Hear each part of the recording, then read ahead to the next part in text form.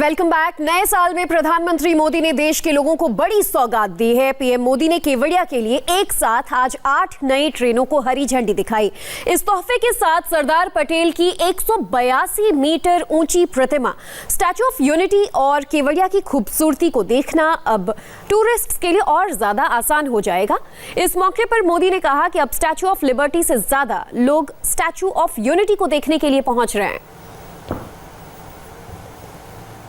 Railway के इतिहास में संभवतः पहली बार ऐसा हो रहा है कि जब एक साथ देश के अलग अलग कोने से एक ही जगह के लिए इतनी ट्रेनों को हरी झंडी दिखाई गई हो। आखिर केवड़िया जगह भी तो ऐसी है। इसकी पहचान देश को एक भारत श्रेष्ठ भारत का मंत्र देने वाले, देश का एकीकरण करने वाले सरदार पटेल की दुनिया की सबसे ऊंची प्रतिमा से, स्टैच्यू ऑफ यूनिटी से है, सरदार सरोवर बांध से है। आज का ये आयोजन सही मायने में भारत को एक करती भारतीय रेल के विजन और सरदार वल्लभ भाई पटेल के मिशन दोनों को परिभाषित कर रहा है। और मुझे इस बात की खुशी है कि इस कार्यक्रम में अलग अलग राज्यों से इतने जनप्रतिनिधि भी मौजूद हैं। मैं आप सभी का आभार व्यक्त करता हूं। आज जब इस रेलवे के कार्यक्रम से मैं जुड़ा हूं तो कुछ पुरानी स्मृतियां भी ताजा हो रही है। बहुत कम लोगों को मालूम होगा कि बड़ौदा और रभोई के बीच में नैरोगेज रेलवे चलती थी। मुझे अक्सर उसमें यात्रा करने का अवसर रहता था। माता नर्मदा के प्रति मेरा एक जमाने में बड़ा विशेष आकर्षण रहता था। मेरा आना जाना होता था। जीवन के कुछ पल मां नर्मदा की गोद में बिताता था। और उस समय इस नैरोगेज ट्रेन से हम चलते थे। और ये नैरोगेज ट्रेन का मजा ये था कि आप उसकी स्पीड इतनी धीमी होती थी, कहीं पर भी उतर जाइए, कहीं पर भी उसमें चढ़ जाइए, बड़े आराम से। इवन कुछ पल तो आप साथ साथ चले तो ऐसा लगता है कि आपकी स्पीड ज्यादा है। तो मैं भी कभी इसका मजा लूटता था, लेकिन आज अब वो ब्रॉड गेज में कन्वर्ट हो रहा है। इस रेल कनेक्टिविटी का सबसे बड़ा लाभ स्टैच्यू ऑफ यूनिटी देखने आने वाले टूरिस्टों को तो मिलेगा ही। ये कनेक्टिविटी केवड़िया के आदिवासी भाई बहनों का जीवन भी बदलने जा रही है। ये कनेक्टिविटी सुविधा के साथ साथ रोजगार और स्वरोजगार के नए अवसर भी लेकर आएगी। ये रेल लाइन मां नर्मदा के तट पर बसे कर्नाली, पोइचा और गरुड़ेश्वर जैसे आस्था से जुड़े महत्वपूर्ण स्थानों को भी कनेक्ट करेगी। और ये बात सही है, ये पूरा क्षेत्र एक प्रकार से स्पिरिचुअल वाइब्रेशन से भरा हुआ क्षेत्र है। और इस व्यवस्था के कारण जो आमतौर पर आध्यात्मिक गतिविधि के लिए यहां आते हैं, उनके लिए तो बहुत ही एक प्रकार था, ये बहुत बड़ी भेंट सौगात है। भाइयों और बहनों, आज केवड़िया गुजरात के सुदूर इलाके में बसा एक छोटा सा ब्लॉक नहीं रह गया है, बल्कि केवड़िया विश्व के सबसे बड़े टूरिस्ट डेस्टिनेशन के रूप में आज उभर रहा है।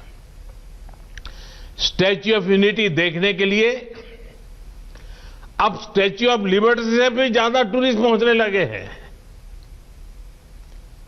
अपने लोकार्पण के बाद करीब करीब 50 लाख लोग स्टैच्यू ऑफ यूनिटी को देखने आ चुके हैं।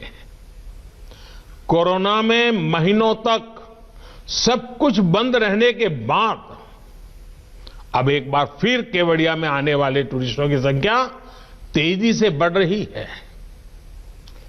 एक सर्वे में अनुमान लगाया गया है कि जैसे जैसे कनेक्टिविटी बढ़ रही है, भविष्य में हर रोज 1 लाख तक लोग केवड़िया आने लगेंगे।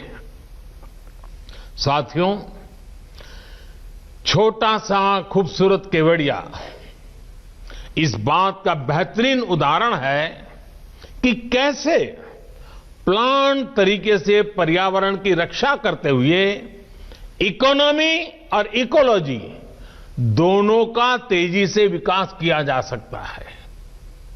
यहां इस कार्यक्रम में उपस्थित बहुत से गणमान्य लोग शायद केवड़िया नहीं गए होंगे, लेकिन मुझे विश्वास है कि एक बार केवड़िया की विकास यात्रा देखने के बाद आपको भी अपने देश की इस शानदार जगह को देख करके गर्व होगा।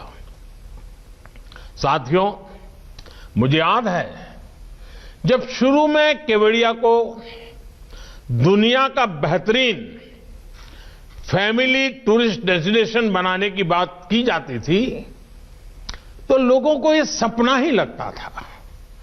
लोग कहते थे ये संभव ही नहीं है, हो ही नहीं सकता, इस काम में तो अनेकों दशक लग जाएंगे।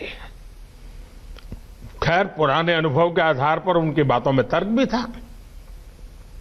न केवड़िया जाने के लिए चौड़ी सड़कें, न उतनी स्ट्रीट लाइटें, न रेल, न टूरिस्टों को रहने के लिए बेहतर इंतजाम। अपनी ग्रामीण पृष्ठभूमि में केवड़िया देश के अन्य छोटे से गांवों की तरह ही एक था, लेकिन आज कुछ ही वर्षों में केवड़िया का कायाकल्प हो चुका है। केवड़िया पहुंचने के लिए चौड़ी सड़कें हैं, रहने के लिए पूरा टेंट सिटी है, अन्य अच्छे इंतजाम हैं, बेहतरीन मोबाइल कनेक्टिविटी है, अच्छे अस्पताल हैं।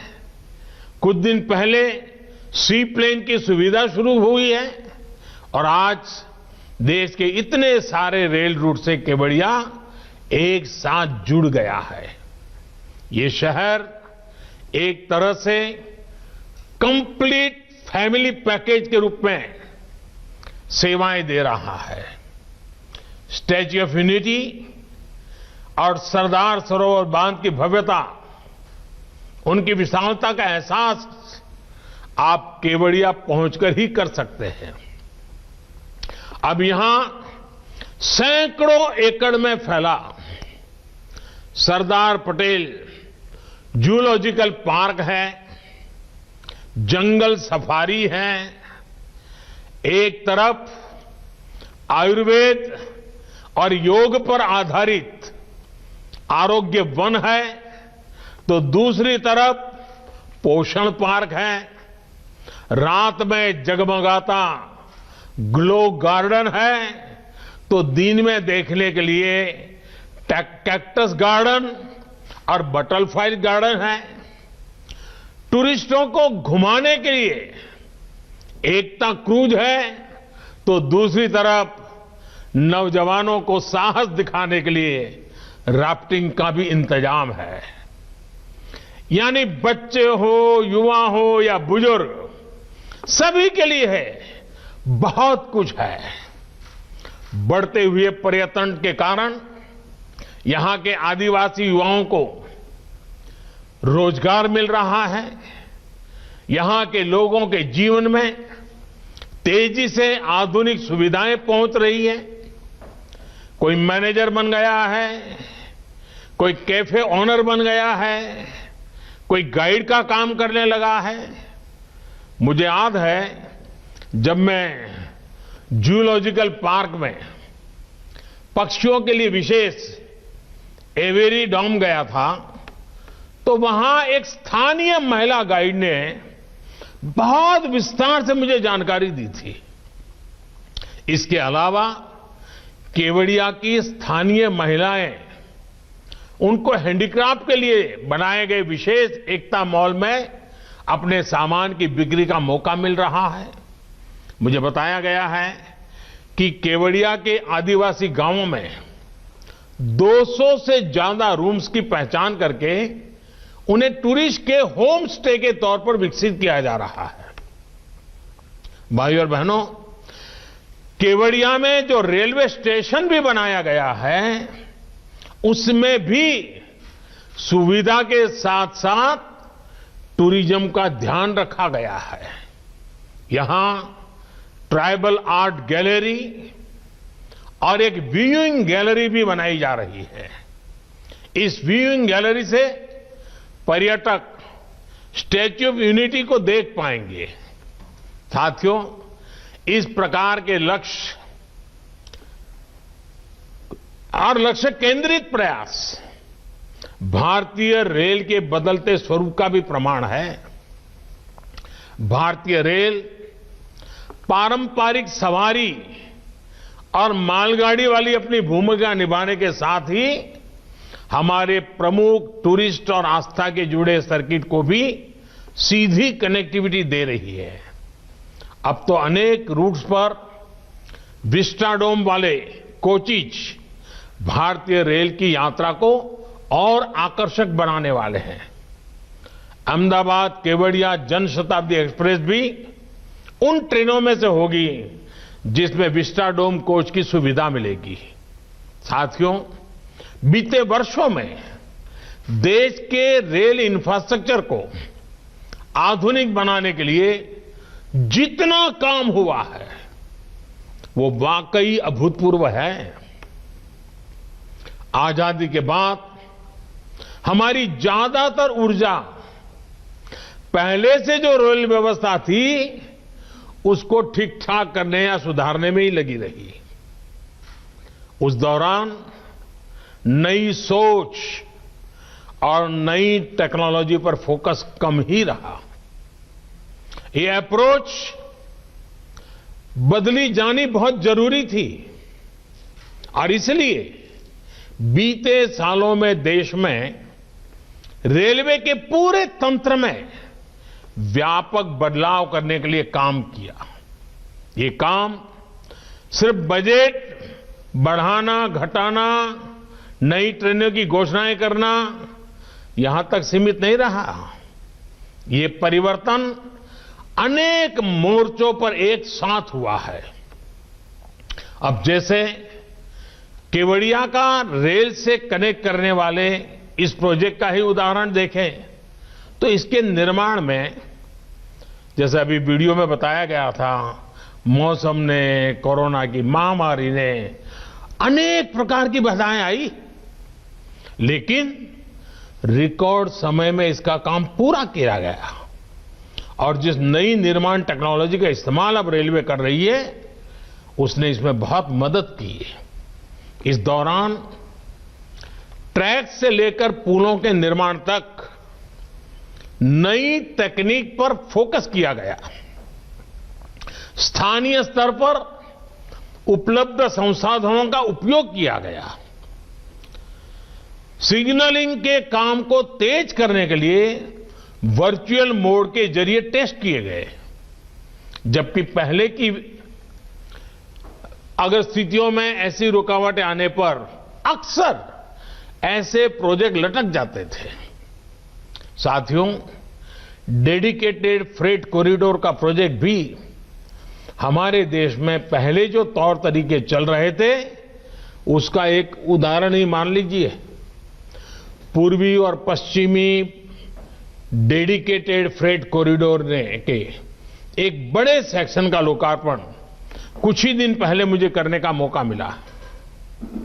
राष्ट्र के लिए बहुत जरूरी इस प्रोजेक्ट पर 2006 से लेकर 2014 तक, यानी लगभग 8 सालों में सिर्फ कागजों पर ही काम हुआ। 2014 तक 1 किलोमीटर ट्रैक भी नहीं बिछाया था। अब अगले कुछ महीनों में कुल मिलाकर के 1100 किलोमीटर का काम पूरा होने जा रहा है। साथियों, देश में रेल नेटवर्क के आधुनिकीकरण के साथ ही आज देश के उन हिस्सों को रेलवे से कनेक्ट किया जा रहा है जो अभी कनेक्टेड नहीं थे। आज पहले से कहीं ज्यादा तेजी के साथ पुराने रेल रूट का चौड़ीकरण और बिजलीकरण किया जा रहा है। रेल ट्रैक को ज्यादा स्पीड के लिए सक्षम बनाया जा रहा है। यही कारण है कि आज देश में सेमी हाई स्पीड ट्रेन चलाना संभव हो रहा है और हम हाई स्पीड ट्रैक और टेक्नोलॉजी की तरफ तेजी से आगे बढ़ रहे हैं। इस काम के लिए बजट को कई गुना बढ़ाया गया है। यही नहीं, रेलवे एनवायरमेंट फ्रेंडली भी हो, ये भी सुनिश्चित किया जा रहा है। केवड़िया रेलवे स्टेशन भारत का पहला ऐसा स्टेशन है जिसको शुरुआत से ही ग्रीन बिल्डिंग के रूप में सर्टिफिकेशन मिला है। भाइयों और बहनों, रेलवे के तेजी से आधुनिकीकरण का एक बड़ा कारण रेलवे मैन्युफैक्चरिंग और रेलवे टेक्नोलॉजी में आत्मनिर्भरता पर हमारा बल है, हमारा फोकस है। बीते सालों में इस दिशा में जो काम हुआ उसका परिणाम अब धीरे धीरे हमारे सामने दिख रहा है।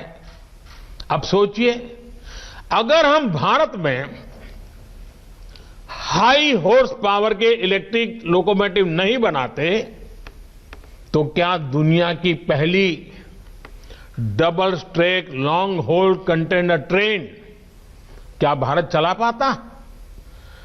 आज भारत में ही बनी एक से एक आधुनिक ट्रेनें भारतीय रेल का हिस्सा है।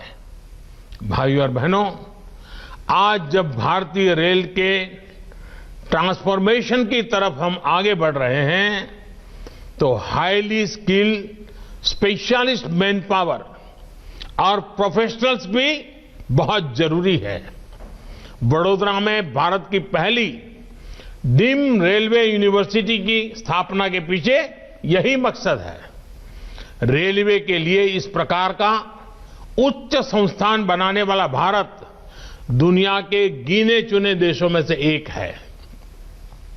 रेलवे ट्रांसपोर्ट हो, मल्टी डिसिप्लिनरी रिसर्च हो, ट्रेनिंग हो, हर प्रकार की आधुनिक सुविधाएं हो, ये सारी चीजें यहां उपलब्ध कराई जा रही हैं। 20 राज्यों के सैकड़ों मेधावी युवा भारतीय रेल के वर्तमान और भविष्य को बेहतर बनाने के लिए खुद को प्रशिक्षित कर रहे हैं। यहां होने वाले इनोवेशंस और रिसर्च से भारतीय रेल को आधुनिक बनाने में और मदद मिलेगी। भारतीय रेल भारत की प्रगति के ट्रैक को गति देती रहे, इसी कामना के साथ फिर से गुजरात सहित पूरे देश को इन नई रेल सुविधाओं के लिए बहुत बहुत बधाई। और सरदार साहब को एक भारत श्रेष्ठ भारत का उनका जो सपना था, जब हिंदुस्तान के कोने कोने से स्टैच्यू ऑफ यूनिटी की पवित्र धरा पर देश की भिन्न भिन्न भाषाएं, भिन्न भिन्न वेश वाले लोगों का आना जाना बढ़ेगा तो देश की एकता का वो दृश्य एक प्रकार से नित्य वहां लघु भारत हमें दिखाई देगा। आज केवड़िया के लिए बड़ा विशेष दिवस है। देश की एकता और अखंडता के जो निरंतर प्रयास चल रहे हैं उसमें एक नया अध्याय है। मैं फिर एक बार सबको बहुत बहुत बधाई देता हूं। बहुत बहुत धन्यवाद। बंगाल के सियासी रक्त चरित्र की हैरान करने वाली एक और तस्वीर आपको दिखाएंगे बस एक ब्रेक के बाद।